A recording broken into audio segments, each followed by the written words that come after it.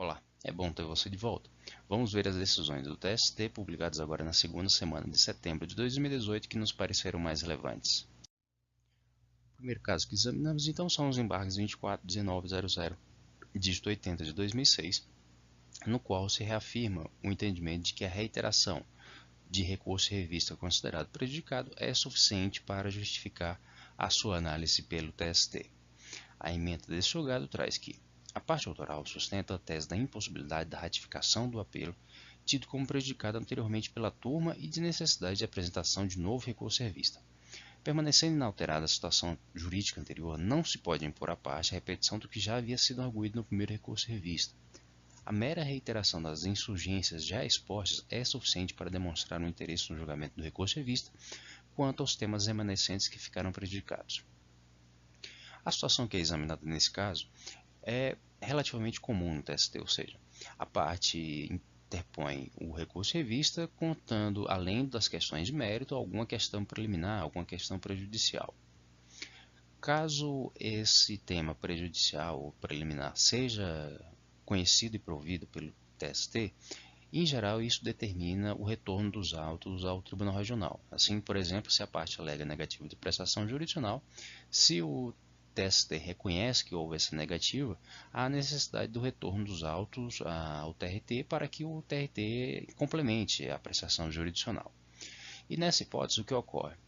Os temas remanescentes do recurso de revista original são julgados prejudicados, ou seja, não são analisados imediatamente após o provimento daquela questão preliminar ou da questão prejudicial.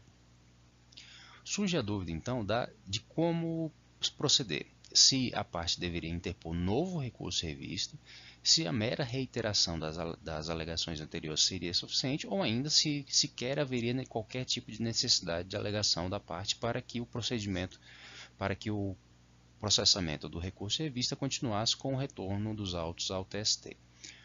O que se compreendeu na jurisprudência do TST é de que é necessária alguma manifestação da parte interessada, ou seja, se há o provimento do recurso em revista com a determinação do retorno dos autos para a complementação do pronunciamento jurisdicional e a parte queda silente, entende-se de que não há motivo pelo qual se processe o recurso em revista ou que se haja qualquer tipo de movimentação suplementar, uma vez que os temas remanescentes daquele recurso de revista original foram considerados prejudicados, ou seja, a sua análise não caberia naquele momento.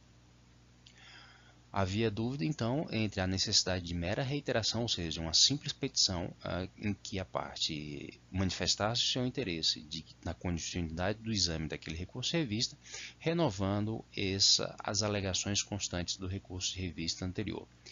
E essa parece, ou melhor, essa é um entendimento que vem se assentando no TST. Alguns ministros ainda resistem a esse entendimento, mas o entendimento que se consolidou é esse.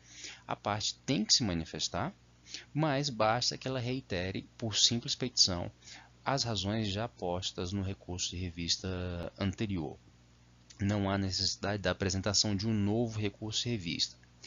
Deve-se ter em conta que essa situação está vinculada a permanecendo inalterada a situação jurídica anterior, ou seja, o acórdão do regional permanece o mesmo, apenas foi complementado por alguma análise suplementar, mas não houve qualquer efeito modificativo de maneira mais profunda no recurso em revista. Os provimentos e os não provimentos do recurso de ordinário foram mantidos tal qual originariamente. Nessa situação, em virtude de não ter havido qualquer tipo de alteração no quadro jurídico decorrente do julgamento do recurso ordinário das partes, então nessa situação aquele recurso de revista original permanece ainda pertinente àquele caso, apesar de que na primeira análise pelo TST os temas remanescentes do julgamento da questão preliminar ou prejudicial foram considerados prejudicados, ou seja, simplesmente não foram analisados naquele momento, não era a oportunidade processual adequada para a sua análise. Então, se houver essa manutenção da situação jurídica simplesmente com o complemento da prestação jurisdicional, em virtude do acolhimento da alegação de negativa da prestação jurisdicional, ou de alguma questão meramente acessória naquele julgamento dos recursos ordinários, então a mera petição com a reiteração do interesse no julgamento, no processamento do recurso de revista já se torna suficiente. De outro modo, caso haja uma alteração sensível ou mesmo o julgamento de tema não examinado nos recursos ordinários das partes, haverá necessidade de impugnação autônoma dessa diferenciação. E é sempre mais seguro que, nesses casos, se apresente, ou ainda que por repetição, se apresente novamente as razões do recurso de revista originário. Aqui um caso relativamente simples, mas que explicita os limites do que se compreende como decisão surpresa. É o RO Mandado de Segurança 1125, dígito 52 de 2014. A ementa desse julgado traz que hipótese de ausência de prova pré-constituída para o manejo do mandado de segurança, uma vez que não foram juntados o ato impugnado e a respectiva intimação.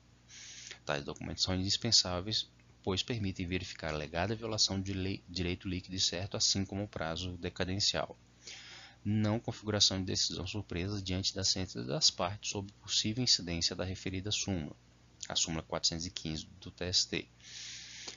Nesse caso, se confirma então que quando se tratar de um pressuposto de admissibilidade, seja de recurso, seja de ação própria, não se tem necessariamente uma decisão surpresa, ou seja, não há necessidade de intimação da parte para eventual saneamento dessa irregularidade antes que o relator ou a turma ou o órgão responsável proceda ao seu julgamento e, nesse caso, com a denegação da segurança pretendida por meio desse mandado.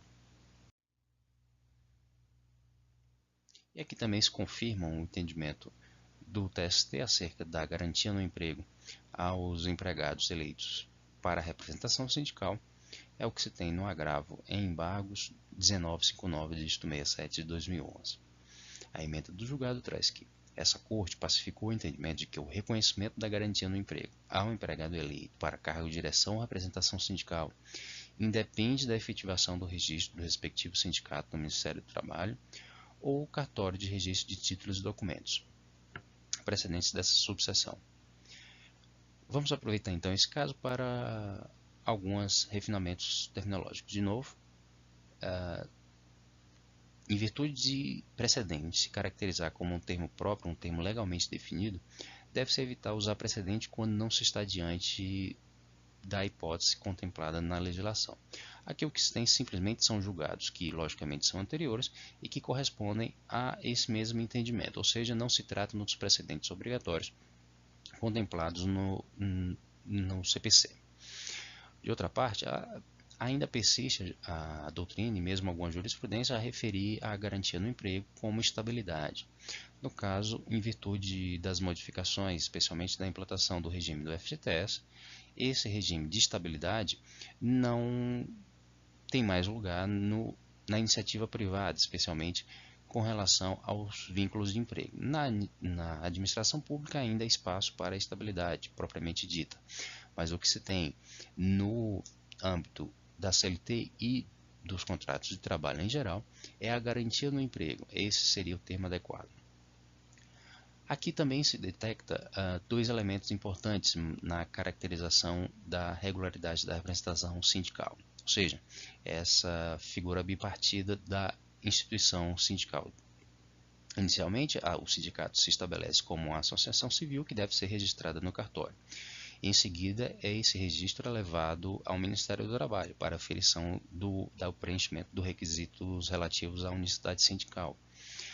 Entende-se que, finalmente, essa instituição sindical, ou sindicato, só está formalmente estabelecido depois desses atos. Entretanto, o que se verificou na prática é que, uma vez que o empregador detectava as iniciativas da categoria para a formação de um sindicato, ele já prontamente promovia a dispensa dos empregados envolvidos nessas iniciativas.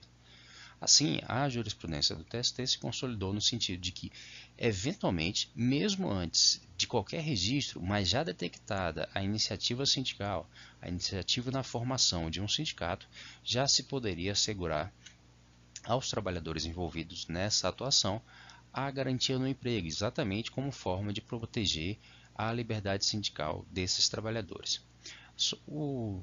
aspecto acessório dessa questão é de que, nesse caso específico, o trabalhador teria sido eleito para o cargo no Conselho Fiscal, que em geral não garantiria o emprego em favor de representante sindical, uma vez que ele só teria em tese composto o Conselho Fiscal desse sindicato. Entretanto, no caso concreto, se verificou a ausência de pré-questionamento dessa matéria, ou seja, essa matéria não foi analisada propriamente, se cabe ou não garantia no emprego em favor do dirigente ou do integrante de conselho fiscal do sindicato, e, consequentemente, o TST não pôde se aprofundar acerca dessa questão. E esses foram os julgados que nos pareceram mais relevantes, agora publicados na segunda semana de setembro de 2018 pelo TST. Se ficou alguma dúvida, se algum dos temas examinados nesses julgados lhe chamou a atenção, deixe indicado nos comentários e nós poderemos examiná-los mais a fundo em outra oportunidade. Eu agradeço a atenção e nos vemos no próximo vídeo. Até mais.